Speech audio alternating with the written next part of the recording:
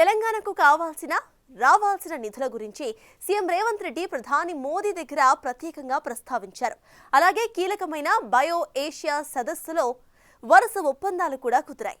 అలాగే మహాశివరాత్రి పర్వదినం సందర్భంగా ఎమ్మెల్సీ ఎలక్షన్ కోడ్ లేని చోట ఇందిరమ్మ ఆత్మీయ భరోసా నిధులను రిలీజ్ చేసింది ప్రభుత్వం.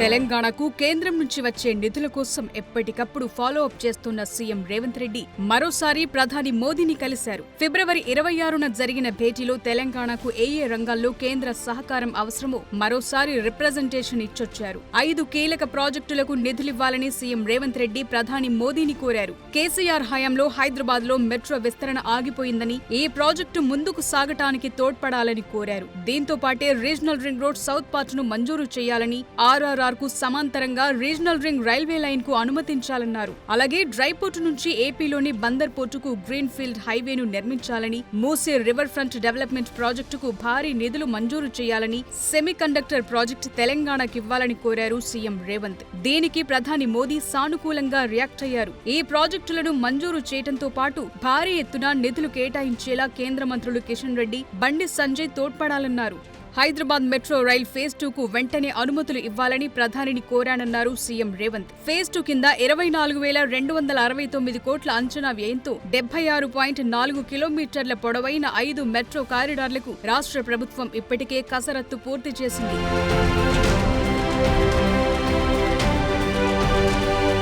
నిధులకు కొంత ఇబ్బందులు ఎదురవుతున్నా సంక్షేమాన్ని మాత్రం రేవంత్ ప్రభుత్వం ఎక్కడ ఆపటం లేదు. ఈ క్రమంలోనే ఉపాధి కూలీలకు తెలంగాణ ప్రభుత్వం శుభవార్త చెప్పింది. ఉపాధి కూలీలకు ఇందిరమ్మ ఆత్మీయ భరోసా నిధులను విడుదల చేసింది ప్రభుత్వం. ఎన్నికల కోడ్ అమల్లో లేని ఉమ్మడి రంగారెడ్డి, ఉమ్మడి మహబూబ్ నగర్ జిల్లాల్లో ఉపాధి కూలీలకు భరోసా నిధులను జమ చేసింది. ఈ 2 జిల్లాల్లో 66,240 మంది ఉపాధి కూలీ లబ్ధిదారుల ఖాతాల్లో 39.74 కోట్లు జమ చేశారు. ఇందిరమ్మ ఆత్మీయ భరోసా పథకంలో భాగంగా ఇప్పటి వరకు మొత్తం 83,420 మంది ఉపాధి కూలీలకు 50.65 కోట్లను తెలంగాణ ప్రభుత్వం చెల్లించింది. ఎన్నికల కోడ్ ముగియగానే మిగతా లబ్ధిదారులందరికీ ఇందిరమ్మ ఆత్మీయ భరోసా నిధులు అందనున్నాయి.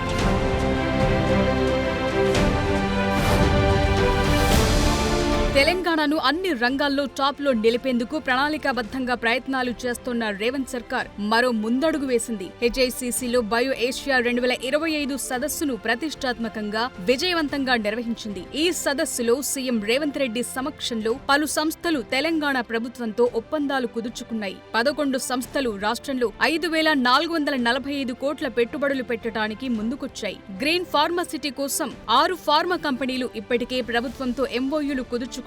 మరో 11 కంపెనీలు భారత్ బయోటెక్, గ్రాన్యూల్స్, ఆర్బిక్యులర్, ఐజాంట్, బయోలాజికల్ ఈ, విర్కో, విరూపాక్ష, జుబిలెంట్, వెమ్టా, ఆర్జన్, సాయి లైఫ్ సైన్సెస్ ఫిబ్రవరి 25న ఒప్పందాలు కుదుర్చుకున్నాయి. వీటితో కొత్తగా 9,800 ఉద్యోగావకాశాలు లభిస్తాయి. తాజా ఒప్పందాలతో కలిపి ఇప్పటి వరకు గ్రీన్ ఫార్మా సిటీలో మొత్తం 11,100 కోట్ల పెట్టుబడులు రాగా 22,300 మందికి ఉద్యోగావకాశాలు లభించనున్నాయి. అటు ఆస్ట్రేలియాలోని క్వీన్స్ ల్యాండ్ స్టేట్ ప్రతినిధులతో హెచ్ఐసిసిలో సీఎం రేవంత్ రెడ్డి ప్రత్యేకంగా సమావేశమయ్యారు. తెలంగాణలో పరిశ్రమలు, స్పోర్ట్స్ యూనివర్సిటీ, ఇతర రంగాల్లో పెట్టుబడులు, ఒప్పందాలపై చర్చించారు.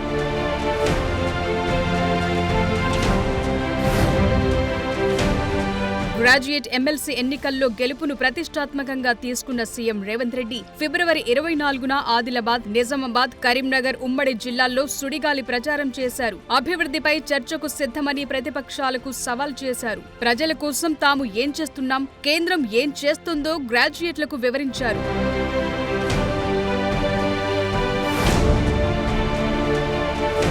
యాదగిరిగుట్ట నారసింహుడి దివ్య విమాన స్వర్ణగోపురం సాక్షాత్కారమైంది. దేశంలోనే ఎత్తైన బంగారు గోపురాన్ని ఫిబ్రవరి 23న సీఎం రేవంత్ రెడ్డి ఆవిష్కరించారు. రేవంత్ రెడ్డి దంపతులు గోపురంపై ఉన్న సుదర్శన చక్రానికి మహాకుంభాభిషేక సంప్రోక్షణ పూజలు చేసి దివ్య విమాన స్వర్ణగోపురాన్ని స్వామివారికి అంకితం చేశారు. మొదట కొండపైన ఏర్పాటు చేసిన యాగశాలకు చేరుకుని మహాపూర్ణాహుతిలో పాల్గొన్నారు. దేశంలోనే యాదగిరిగుట్ట లక్ష్మీ నరసింహ నరసింహస్వామి 5 అంతస్తుల దివ్య విమాన గోపురం ఎత్తైన గోపురంగా నిలిచింది. 50.5 అడుగుల ఎత్తు, 10,754 చదరపు అడుగుల వైశాల్యమున్న స్వామివారి పంచతల దివ్య విమాన గోపురాన్ని 65 కిలోల 633 గ్రాముల బంగారంతో చేశారు. దేశంలో కొన్ని ఆలయాలకు 3 అంతస్తుల గోపురాలుండగా 5 అంతస్తుల స్వర్ణ గోపురం ఉన్న ఏకైక క్షేత్రంగా యాదగిరిగుట్ట లక్ష్మీ నరసింహ క్షేత్రం రికార్డు సృష్టించింది.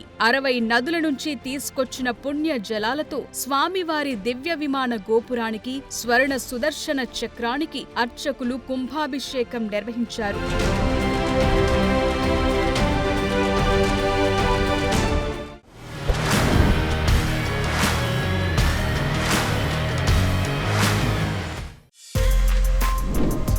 For more videos like this, subscribe Big TV channel.